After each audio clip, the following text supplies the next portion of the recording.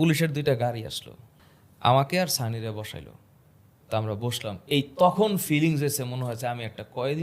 কিন্তু আমার ধরলি কেন, আমি তো উঠতেছি, মানে আমার মুডটা হচ্ছে ডোন্ট টাচ, আমি উঠতেছি, ওয়েট। কিন্তু আমি ওরা কিন্তু এই ধমকটা দেইনি।